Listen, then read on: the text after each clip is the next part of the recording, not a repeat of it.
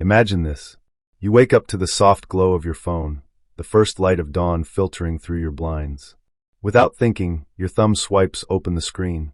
A flood of faces, vacations, achievements, and carefully curated moments pours in. A friend is hiking in Patagonia. An acquaintance just bought a house. Someone you barely know is celebrating their promotion with champagne. For a moment, something stirs in your chest, a quiet, gnawing sensation. It's not quite anger, not quite sadness, but something far more insidious, a hollow ache, a whisper that says, "Why not me?" You dismiss it. You scroll faster. But the feeling lingers, clinging like a shadow you can't shake. Here's the paradox. You know these images are illusions. You know social media is a highlight reel, a stage where everyone performs their best life. And yet, why does it still hurt? Why does the sight of someone else's happiness sometimes feel like a personal indictment? This is the hidden psychology of social media envy. It doesn't operate in the realm of logic. It slithers into the subconscious, wrapping itself around your insecurities, your unmet desires, your deepest fears of inadequacy. It thrives on comparison, but not the kind you can easily dismiss. It's the unconscious comparison, the one that happens in the background of your mind, twisting your self-worth before you even realize it's happening. Ask yourself, when was the last time you felt a pang of envy and immediately buried it under a wave of guilt? Shouldn't I be happy for them? But the guilt doesn't erase the envy. It just layers shame on top of it. What if this isn't just about willpower? What if the real problem isn't that you're too weak to resist envy, but that the game itself is rigged? Think about it. Envy is one of the oldest human emotions, yet social media has weaponized it in ways our brains weren't evolved to handle. In the past, envy was limited by geography. You might have envied your neighbor's harvest or your cousin's marriage, but you weren't bombarded with the entire world's successes in real time. Now your brain is forced to process thousands of fragmented lives, each one polished to perfection, each one a potential trigger for that quiet, corrosive question. Am I enough? And here's the cruelest twist. The more you try to ignore envy, the stronger it grows. The more you tell yourself, "I shouldn't feel this way," the more power you give it. Because envy isn't just an emotion, it's a signal. A distorted, desperate signal from a part of you that feels unseen, unfulfilled, starving for something you can't yet name. So the real question isn't, how do I stop feeling envy? It's, what is my envy trying to tell me? And more terrifyingly, what has it already made me believe about myself without my consent? This is where the journey begins. Not with self-reproach, not with another futile attempt to think positive, but with a descent into the shadows, into the part of your mind where envy lives, where it whispers its lies, where it shapes your reality without your permission. Because the truth is, you've been playing a game you didn't even know you were in. And the first step to breaking free is seeing the game for what it really is. Envy is not new. The ancient Greeks called it thonis, a destructive force, a resentment of others' good fortune. In the Bible, Cain kills Abel out of envy. Shakespeare's Iago orchestrates Othello's downfall because he cannot bear the thought of another's happiness. But what makes modern envy different, and far more dangerous, is its scale, its invisibility, and the way it has been unconsciously woven into the fabric of our daily lives. Social media presents itself as a democratizing force, a space where everyone has a voice, where success is visible and therefore seemingly attainable. But this illusion masks a darker truth. It has created a world where everyone is forced to compare themselves to everyone else all the time. The philosopher Jean-Paul Sartre once wrote, "Hell is other people." He didn't mean this as misanthropy, but as a recognition of how the gaze of others shapes our self-perception. On social media, that gaze is constant, inescapable, and amplified to infinity. Every scroll is a silent judgment, an unconscious measurement of your life against someone else's curated reality. And here's the trap. The more equal a society claims to be, the more envy thrives. In feudal times, a peasant didn't envy the king. The gap was too vast, too absolute. But in a world where everyone seems within reach of success, where a viral post or a lucky break could theoretically happen to anyone, the pain of not having becomes personal. It's no longer "that's just how the world is," it's "why not me?" From a psychological standpoint, envy is a form of social pain. Brain scans show that feelings of exclusion or inferiority activate the same neural pathways as physical pain. Social media doesn't just trigger envy, it trains your brain to seek it out. Every time you see someone else's success, your brain processes it in two ways. Mirror neuron response. You unconsciously simulate their joy, their pride. But if you don't have that thing yourself, the simulation collapses into lack. Dopamine disruption. The same platforms that give you hits of pleasure, likes, comments, also deliver regular, small doses of pain, comparison, FOMO, fear of missing out. Over time, this creates a neural addiction, a craving for validation, mixed with a simmering resentment of those who seem to have more of it. Carl Jung warned of the persona, the mask we wear for the world. But social media has turned the persona into a commodity. We no longer just present our best selves, we market them. And in doing so, we fracture our identity. The public self, the version you post, polish, and prop up for admiration. The private self, the version that feels inadequate when the likes don't come. The true self, the one buried beneath both, wondering why it feels so empty. The more we invest in the public self, the more we starve the true self. And the hungrier it gets, the more it lashes out, in envy and self-loathing, in compulsive scrolling for some fleeting sense of worth. Viktor Frankl, the Holocaust survivor and psychiatrist, argued that the primary human drive is not pleasure, as Freud believed, or power, as Adler thought, but meaning. Social media envy is, at its core, a crisis of meaning. When we measure our lives in likes, followers, and visible milestones, we outsource our self-worth to an algorithm. We forget that a life well lived is not a performance. The ancient Stoics knew this. Marcus Aurelius wrote, "It is in your power to withdraw yourself whenever you desire." Perfect tranquility within consists in the good ordering of the mind. But how do you order your mind when it's constantly bombarded with the disordered, exaggerated, and outright fake? Envy doesn't just make you resent others. It makes you betray yourself. It convinces you that what you have is never enough, that who you are is never quite right. And the worst part, it's not even your envy.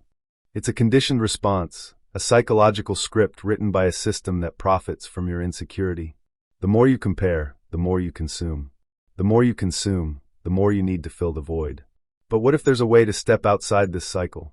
What if the key isn't to suppress envy, but to decode it, to understand what it's really pointing to?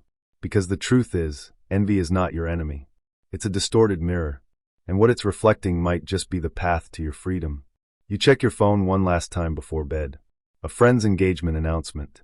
A former colleague celebrating a book deal. A distant acquaintance lounging on a yacht. You close the app, but the images linger, ghosts flickering behind your eyelids as you try to sleep. This is how envy operates, not as a single sharp stab of jealousy, but as a slow, silent rewiring of your mind. Social media doesn't just show you other people's lives, it replaces your own. Studies in cognitive psychology reveal that the brain struggles to distinguish between observed experiences and lived ones. When you passively consume hundreds of curated moments, your subconscious begins to mistake them for normal, even expected. That vacation you didn't take. Suddenly, your own life feels stagnant. That career milestone someone else hit. Now, your progress feels inadequate. That picture-perfect relationship. Yours seems flawed in comparison. This is reference anxiety, the phenomenon where constant exposure to idealized versions of others' lives shifts your baseline for happiness. You no longer measure yourself against your past or your potential, only against an endless stream of someone else's present. There's a German word, Schadenfreude, pleasure derived from another's misfortune. But social media has birthed its inverse, Freudenschade, the sadness felt at another's joy.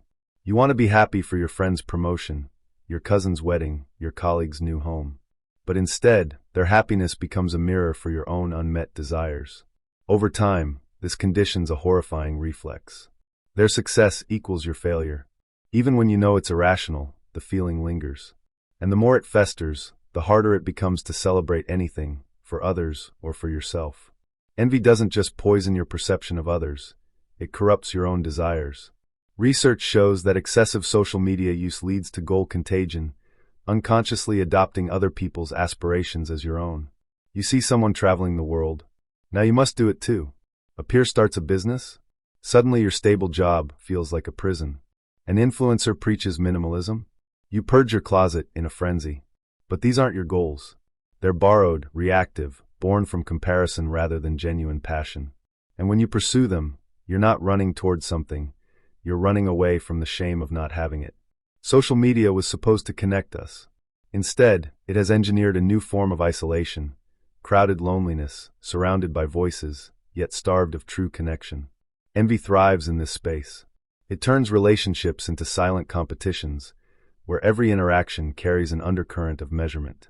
Should I like their post? Will they notice if I don't? If I share my achievement, will they resent me like I resent them? Why did they hang out with them and not me? The unspoken rules multiply. The performative dance grows exhausting. And eventually you withdraw, not from the platform, but from real vulnerability. Here's the most insidious consequence. Envy doesn't just distort your present, it steals your future. Every minute spent scrolling through someone else's life is a minute not spent building your own. Every drop of mental energy devoted to comparison is a drop siphoned from creation, from growth, from living. The ancient Stoics had a concept, the dichotomy of control. Some things are within your power, most are not. Social media inverts this. It makes you pour your finite attention into what you can't control, others' lives, while neglecting what you can, your own.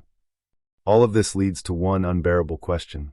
If envy is reshaping my mind without my consent, what else has it already changed? Your taste in hobbies? Your career choices? Your friendships? Your very identity? The realization is terrifying, but it's also the first spark of liberation. Because once you see the mechanism, you can begin to dismantle it. The way out isn't to delete your accounts or swear off comparison forever. Both are impossible in the modern world. It's to hack the system from within, to turn envy from a master into a tool. And that begins with understanding its deepest, most unexpected purpose. You've felt it, that quiet, seething resentment when someone else's life seems brighter than yours. You've chastised yourself for it, tried to numb it, maybe even pretended it wasn't there. But what if envy isn't a flaw to suppress? What if it's a compass? The philosopher Friedrich Nietzsche wrote, "You must have chaos within you to give birth to a dancing star." Envy is that chaos, a raw, unfiltered signal pointing toward your unlived potential. Instead of asking, "Why do they have what I don't?"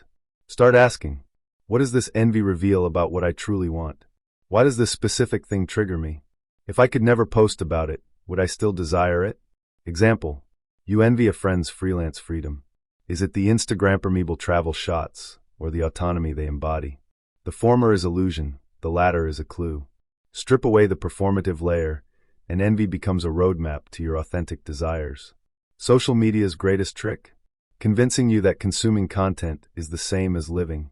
But the 20th century mystic Simone Weil wrote, "Attention is the rarest and purest form of generosity." 1. Audit your inputs. Every account you follow is a vote for what shapes your mind. Keep only what inspires, not inflames, your envy. 2. Create before you consume. Open your notes app, sketchbook, or camera roll before opening Instagram. Let your own voice speak first. 3. Practice reverse scrolling. When envy hits, close the app and write down, "One thing I can do today to move toward what I truly want." Historian Yuval Noah Harari argues that humans are driven by fictional status hierarchies, beliefs we collectively agree matter, job titles, follower counts, luxury goods. Social media runs on this fiction. Post something unfiltered, unpolished, unoptimized, just for the joy of it.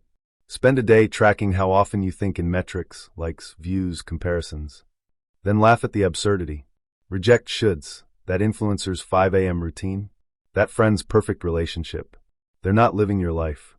Psychologist William James said, "Comparison is the thief of joy." But what if you could redirect the comparison?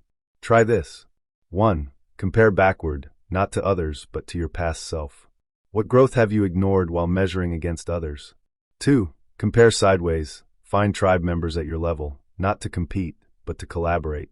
Envy dissolves in community. 3. Compare upward strategically. Study those ahead of you not to feel lacking, but to reverse engineer their steps. Turn envy into education. Ancient Stoics practiced premeditatio malorum, imagining worst-case scenarios to reduce fear. Modern life demands its opposite, premeditatio authenticum, imagining life beyond the algorithm. 1. Morning anchor. Before checking your phone, ask, "What do I want to feel today?"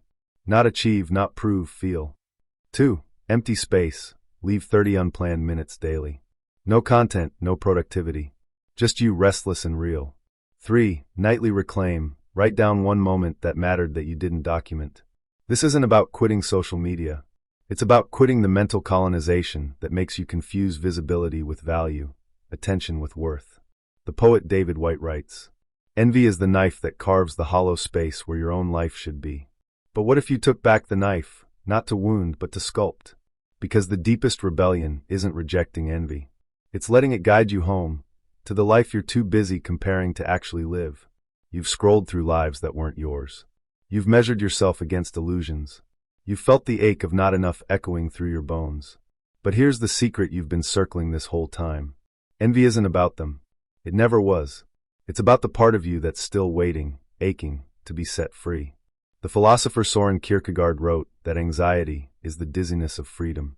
Envy is its shadow sibling, the vertigo you feel when faced with the terrifying truth. You could have lived differently. Every pang of envy is a confrontation with your own unlived potential. That friend's bold career move? The artist's unapologetic creativity? The traveler's relentless freedom? They're not just their lives, they're mirrors showing you reflections of paths you've hesitated to take. Your envy isn't proof of inadequacy. It's proof of capacity. You recognize these things in others because they already exist within you, dormant, but not dead. Here's what no one tells you. Most people aren't living their dreams because they're waiting for permission. Permission to be that bold, that creative, that free. And social media's cruelest trick is making you believe that permission comes from external validation, likes, follows, applause. But real permission only comes from one place. The moment you stop asking for it, that influencer living the life you envy, they're not special. They just decided, without consensus, that their desires mattered. So the question shifts from, why do they get to live that life? To, what's stopping me from living mine? And 90% of the time, the answer isn't circumstance. It's the stories you've swallowed about what's realistic or allowed. Viktor Frankl survived Auschwitz by finding meaning in suffering. But his lesser-known insight? Between stimulus and response, there is a space. In that space is our power to choose. Social media removes that space. Envy becomes reflexive, but you can reclaim it through what Nietzsche called sacred selfishness. Not the childish greed of taking from others, but the mature commitment to honoring your own becoming. How? 1. The 10-year test. When envy strikes, ask, will this matter in 10 years?